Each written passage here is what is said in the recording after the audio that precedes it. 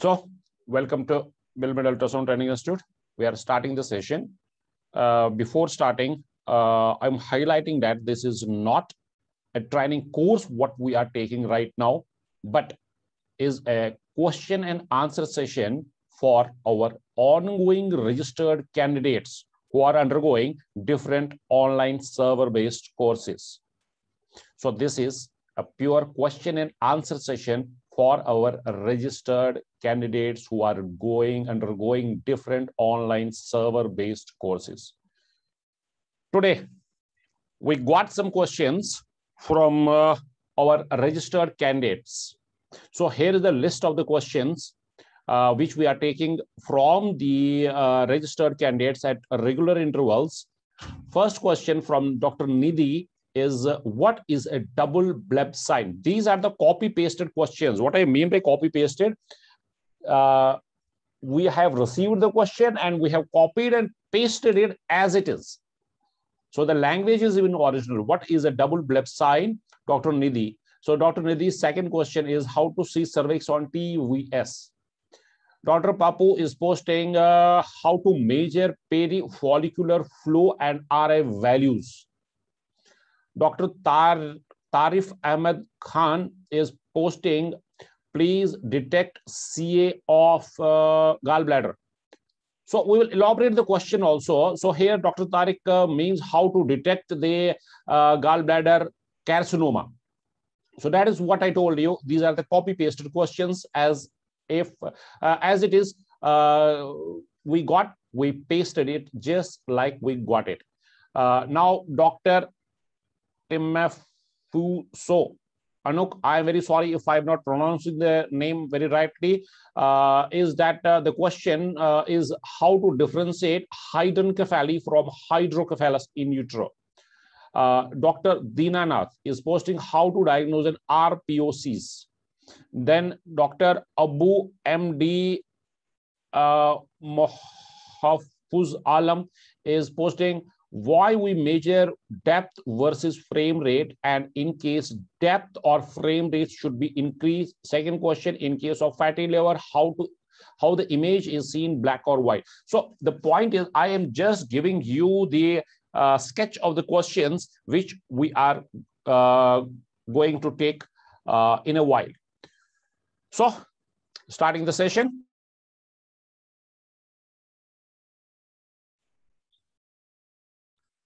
So the format will be, I will be taking these questions. I am already having a printout of these questions. These are the questions which we just now showed you. Again, repeating that this is a question and answer session for our registered candidates. This is not the course what we are taking right now, but is the question and answer session for our registered candidates who are taking different server-based courses. I am requesting all the registered candidates to post the questions from the topics which they have completed or they are undergoing.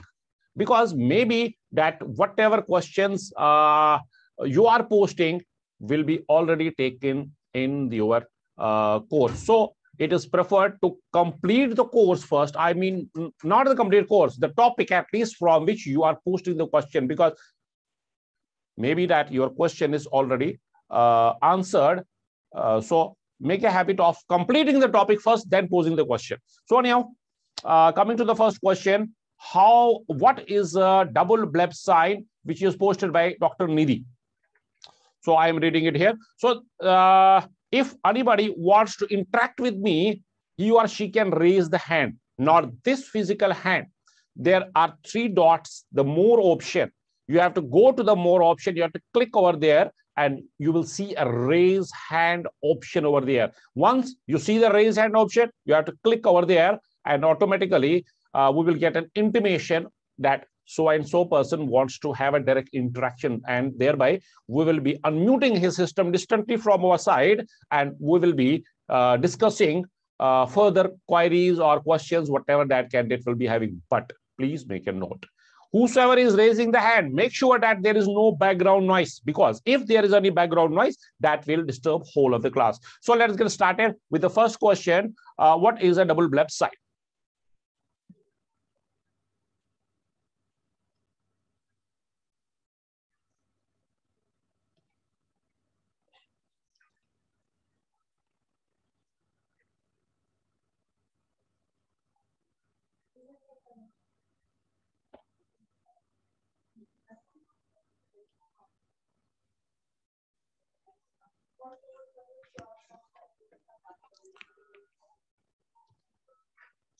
So here we are on the whiteboard now. Yes, it's perfectly working. Now the first question is that what is double bleb sign? Dr. Nidhi probably, yeah, have posted this question. Double bleb sign. So this is a question from early pregnancy. Most probably Dr. Nidhi is a gynecologist who is taking the basic OBS course. Now, let me draw. My drawing is very horrible, but I will try to make it very understandable. Now, the point is that what is double bleb sign? So this is uterus. In uterus, whenever we are dealing with early pregnancy, we are having a gestational sac. So this is the gestational sac over here. In this gestational sac, we are having a yolk sac. Now, this yolk sac, let me do one thing. Let me erase all this and I will take this gestational sac only. So in this gestational sac, so this is the gestational sac.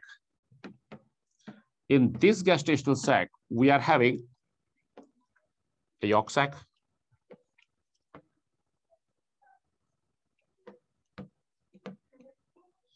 This yolk sac is round structure that we all know, but there is something in this gestational sac which is called as amnion. This is amnion. Let me take another color.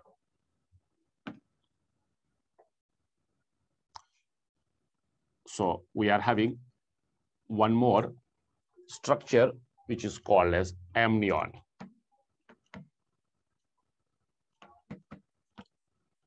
Now, can anybody answer me whether this yolk sac is inside the amniotic cavity? Now, this will be the amniotic cavity. Whether this yolk sac is inside the amnion, that is it intra-amniotic or extra-amniotic? Please post your comment in your comment box. Dr. Sarita, extra-amniotic, Dr. Anusha, and extra-amniotic.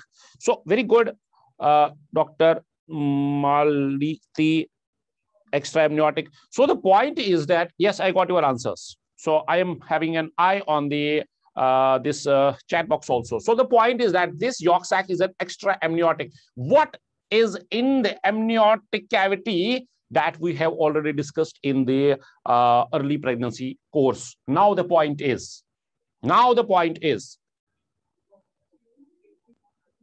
when I am not seeing a fetal pole over here, I mean very early pregnancy, when I am not seeing a fetal pole over here, what I will see on the screen, I will see two cystic structures, two round structures, and one is amnion and one is the yolk sac in this gestational sac. So on ultrasound, this will look like two cystic structures in the gestational sac. This is called as double bleb sign. So the moral is that the double bleb sign is the yolk sac with an amnion. So this was very brief. I'm very sorry, my answers are very long.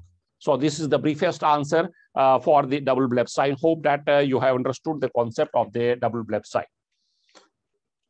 Now, the next question from the same candidate is Dr. Nidhi is that how to see cervix on PVS. I would request that candidate to please go to the this gynecological ultrasound, where we have discussed it in great detail. That is what I am saying you time and again, that this is the question and answer session. Complete the topic first before posting the question, because we have taken this in detail in the gynecological ultrasound. So let me give you a quick recap of this answer, that you have to understand the structure of the uterus, how the uterus is looking like. Is uterus completely vertical like this? No, it is not. So it is tilted like this, and this will be the cervix. Now see, this arm is the uterus. It is tilted over here from the fundus, and it is bended over here from the cervix. Now, whenever you will insert the probe, now see, this is the, for example, this is the TVS probe. When you will insert the probe, either you will see, sorry, there is some noise disturbance. Okay.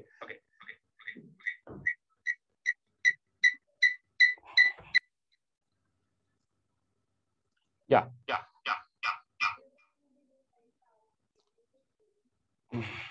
It is out. Now, the point is, when you are inserting the probe in, either you will see the fundus and the body, or you will see the cervix. Unless and until this uterus is completely vertical, then only you will see everything in one frame. That is why the question is coming from Dr. Nidhi, that how I can see the cervix, because whenever she is inserting the probe, she is not seeing everything in one frame. Now, what she has to do? She has to take the probe a bit out and tilt downwards. Then only cervix will be visible. But once the cervix will be visible, then the top and the middle will be missing from the screen. So the point is that you have to pull the probe, not completely, a slight pull outside and tilting the probe inferiorly to get the cervix. So this was the answer to the second question of Dr. Nidhi. So the next question from Dr. Papu is that how we can measure the perifollicular flow. Now, first of all, what is a perifollicular flow? Dr. Papu is knowing, but everybody should know now. This is a question from gynecological ultrasound. Wherever we are having a dominant follicle, there it comes in role. Now the point is, whenever we see a dominant follicle, what are the signs of about to rupture follicle? So the point is how we can predict ovulation. Actually, this is applicable for the prediction of the rupture of follicle. Now, whenever we see a follicle, what we do? We put a color. We do a lot of things, but right now I am taking only question and answer session. These lot of things are already discussed with the candidate. Now the candidate is telling me how to measure the perifollicular flow. Now I am giving you the context also. Now, when we are putting a color on this follicle, so this is follicle. Whenever we see a follicle and we have to now see whether it is about to rupture or not. For that purpose is we take the color flow and we put the color box onto this follicle. Now, if this follicle is having vasculature, I mean the vessels around it, then we say that this is a dominant follicle which is about to rupture. Now the question is how to measure the perifollicular. We are not measuring these vessels over here. We are not counting these vessels 1, 2, 3, 4, 5, 6, 9, 10, 11, 12, 13. No, we're not counting this. This is a visual impression that how much flow is surrounding this follicle. Now, here comes the physics. We have already discussed that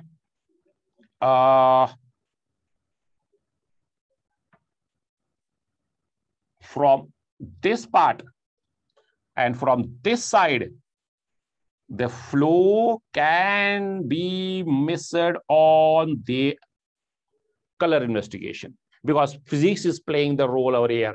Recall the angle of insonation, the hitting angle, which is 90, is the worst angle for the color flow. Now the point is that why it is not seen over here in all cases? Because of the angle. Now you have to see at least, now answering the question, you have to see at least if it is present from the sides. And if it is present on the sides, it means that it has to be present on the top and in the bottom also. Why it is not seen in this case? Because we are hitting it by an angle which is 90 degrees, which is the worst angle for color investigation. So the answer to Dr. Papu's question is 70% and more. What I mean by this 70% and more, if I see that this follicle is having, let me raise this now. If I see a follicle and if I see a color around this follicle and this color is more than 70%, I am saying that this is about to rupture follicle. But I am again repeating, keep the angle of insonation, I mean the hitting angle. It can be, the flow can be absent from the top and flow can be absent from the bottom because you are hitting with a 90 degree over here, which is the worst angle for Agni color investigation. So what to do to see the color over here? You have to just change, this is the probe. You have to just change the position of your probe. I mean, not the position, the hitting angle. And you will get it from on this top and in this bottom. But at that time, it is possible that it will be escaping from these because again the angle which is in our physics and machine settings, the details of this hitting angle and the insonation angle is the part and parcel of the physics and machine setting. So 70% and more is the answer. And what about the RA values? We are not taking the flow velocities over here. We are just seeing the color, how much the follicle is having the color around it. Now, quickly going to Dr. Tarif Ahmad Khan's question, how to detect the CA of the gallbladder. We are having a very detailed, I am using word very detailed, class on CA of gallbladder. Here, I am giving you quick answers, point-wise, how to detect the CA of GBCA.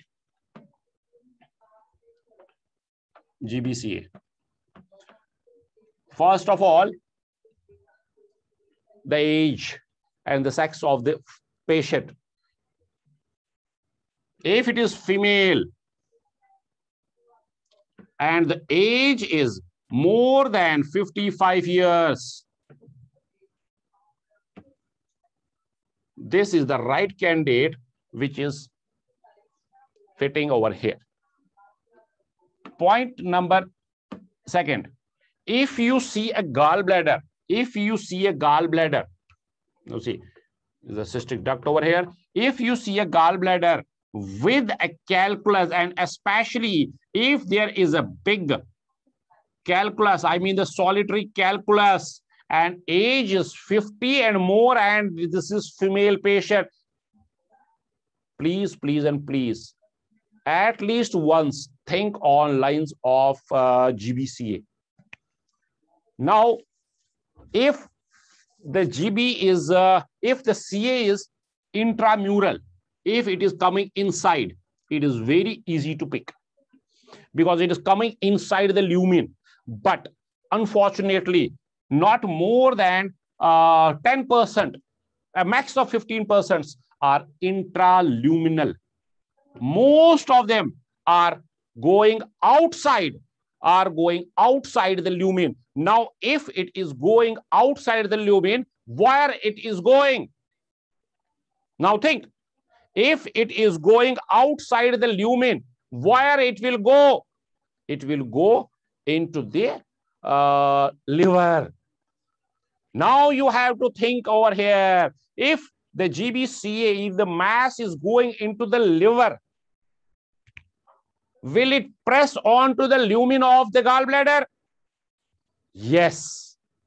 Now the point is, if it is pressing onto the gallbladder lumen, what will happen to the lumen? It will get collapsed. Now you are putting probe onto that region where you are expecting a gallbladder. But will you see this type of gallbladder over there? Big no. Why? Because the lumen is not seen over there. What you will see now? What you will see?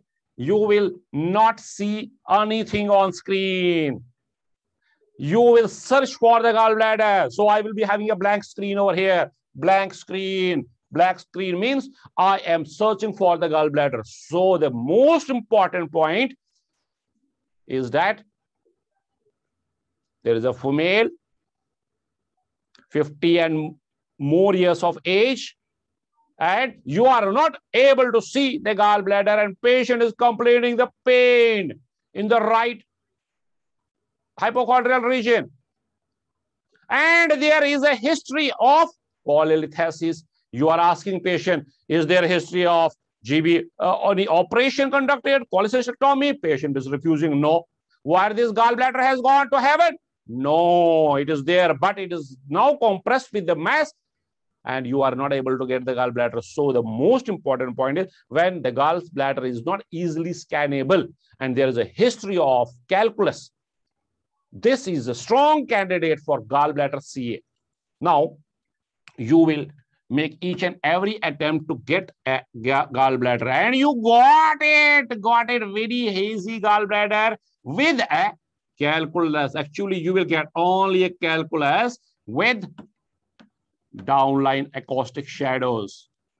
Now you will think, oh my God, am I dealing with a gallbladder carcinoma? Yes, you are dealing with a gallbladder carcinoma, because there is a big calculus over there and you are seeing a hazy gallbladder. Now you will search for the mass. You are not actually now searching for the gallbladder. You are now searching for the mass, which is compressing onto the gallbladder lumen, which is making it to collapse. Now you will get something from the liver. You may see a mass which is so-called arising from the liver. It is not arising from the liver, but it is arising actually from the gallbladder and going into the liver. And this mass is actually compressing. Now see, this mass is actually compressing onto the lumen of the gallbladder, which is making it non-scannable. So this was a very brief about the gallbladder carcinoma. I will request you, Dr. Pappu and others, go to the abdominal ultrasound course. We are having detailed, very detailed, maybe an hour long, if not more, class on this GB carcinoma. Now, Dr. Dinanath, how to diagnose an RPOC? Very simple. What is wrong with this RPOC in, diagnosing? The uterus, you got the uterus. Now, the history and each and everything you will dig over here, whether patient had any MTP or any miscarriage has been, that we know. But where we have to see into the endometrial cavity. Now, the point here is, if there will be any RPOCs, the RPOCs will be hyperechoic. Mostly it will be mixed ecotexture, but with a predominance of hyperechoicity. With a predominance of hyperechoicity. So if you see a hyperechoic lesion over here, that will be RPOC. But not always you will see an RPOC as a hyperechoic, because maybe that there are small bits of RPOC which are not picked by your ultrasound. Now what will you do? You will put a color box. Whenever you put a color box, color flow, and even if, now see, even if this hyperechoic lesion is not seen, and if you see more of flow over here, more of flow, I mean color, more of color, it means that you are dealing with the bits of RPOCs which are non-scannable by your ultrasound machine. But in contrast, if this is a case of a blood clot, now will blood clot take color? No, blood clot will not take color. This is how you will diagnose, and this is how you will differentiate a blood clot from a RPOC. So again, we are having more than 3 classes in gynecological ultrasound for differentiation and diagnosis of this blood clot and this RPOC, of course. So, Dr. Dinanath. Dr. Dinanath is, oh, sorry, this was the question from Dr. Dinanath. Dr. Temfuso, how to differentiate hydrancephaly from hydrocephalus? I would like to have any raise hands. I mean, if anybody wants to directly interact with me to discuss this question. So the question is how to differentiate a hydrancephaly from a hydrocephalus. I am repeating the question. And please raise your hand for direct interaction. I will unmute you and we will discuss that. So the point is how to differentiate hydrocephalus versus hydrancephaly. Hydrancephaly. So this is hydrocephalus and this is hydrancephaly. So how to differentiate a hydrocephalus from a hydrancephaly? Dr. Tanya Jain is raising the hand. So let me go to Tanya Jain. But please, if you are having any background noise, please don't raise your hand because your noise can disturb whole of the class.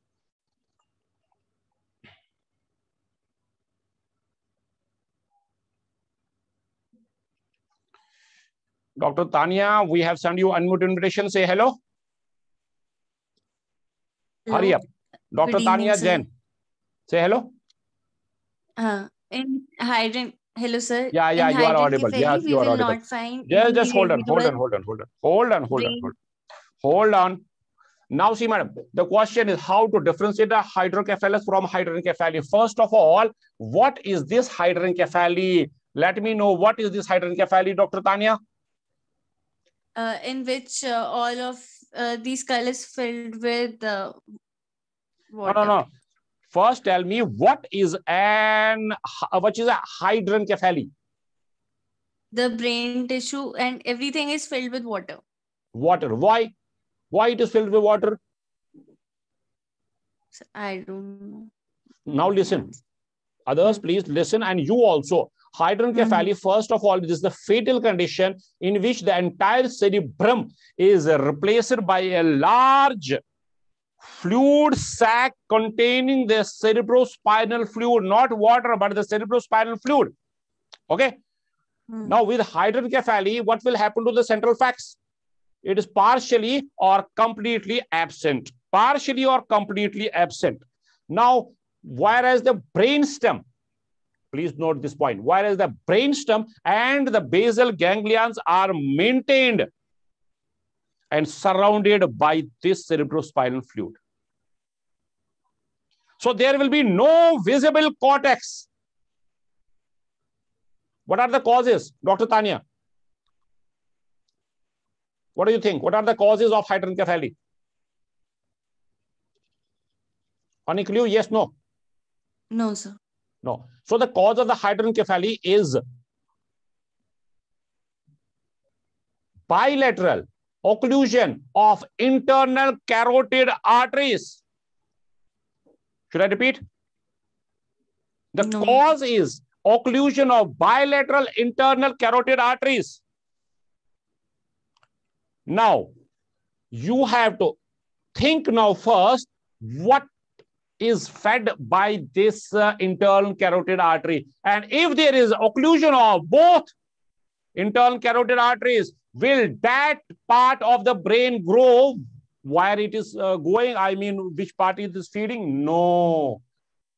That is this cerebral cortex. Now, the posterior fossa is not getting blood from the internal carotid artery. So the posterior fossa will be seen normally. Now see how important the etiology is over here. It is not the etiology, it is the pathology over here. So the cause is very important. Knowing the cause is important. So the hydranencephaly, now how to differentiate this hydranencephaly from this hydrocephalus? Yes, Dr. Tanya. There's a thin rim of brain. There's a rim of normal brain tissue in hydrocephalus. First, let me draw hydrocephalus, right? Hydrocephalus. In hydrocephalus, we will be seeing a thin rim of cortex.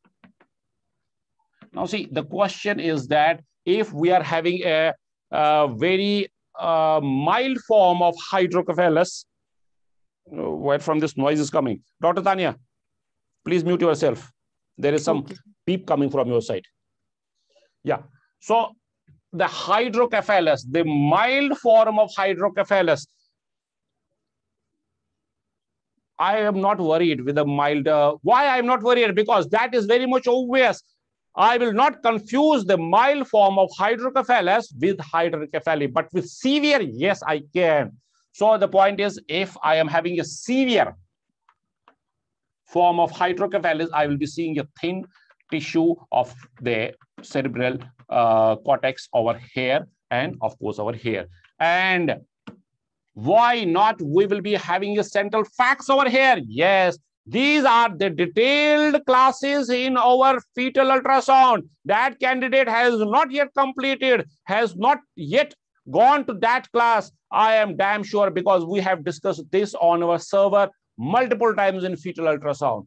So hydranencephaly will be having the central facts, will be having a thin bridge tissue of the cortex, whereas when I am talking of hydranencephaly, now see, hydranencephaly, I am writing over D. Hydranencephaly, I will not see this thing over here because this is not seen. And I may or may not see the central facts also in case of hydranencephaly. And the most important is the posterior fossa, the cisterna magna, the cerebellum will be intact along with the fourth ventricle. So the posterior part of the brain will be normal in case of hydranencephaly. So this is the brief reply how to differentiate. Please go to the fetal ultrasound course and complete it first. We are having a detailed answer, not the answer, we are discussing it over there. So the last question from Dr. Abu MD Mahfouz Alam, very long name, is that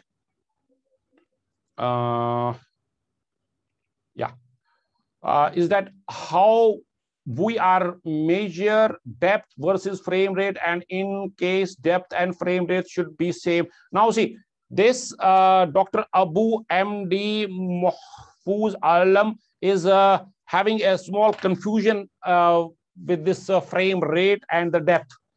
So I am requesting the candidate to go to the class of depth versus frame rate, which is in the physics and machine settings. Here the funda is that whenever you are increasing the whenever you are increasing the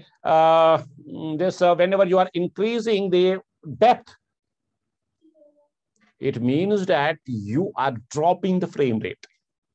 So you should do everything possible to have the minimum depth so that your frame rate will be increased, and with increase in the frame rate, your resolution will improve. This question only will take me about 1 hour. Why I am not spending? Because this is already on the server. I am requesting Dr. Abu MD Mahfouz Alam to go to the class of physics and machine settings, and there is a topic depth versus frame rate. So complete answer is over there. And the second part of the question from Dr. Abu is same Dr. Abu is in case of fatty liver, how image will be, black or white? Of course, it will be white. Wherever there will be fat, it will be towards the whitish shade. So whenever you are dealing with a fatty liver, of course, it will give you more of whitish shade than the blackish. So I hope that I have answered all questions. In case anybody is having any question from our registered candidates, I mean, they can post for the next interactive session, which we will announce very soon. And we will discuss the coming questions in the next interactive sessions. So God bless all of you. Again, repeating, please post questions from the topics which you have completed or even you are undergoing. Don't post the questions from the topic which you have not touched yet. So thank you very much. God bless all of you.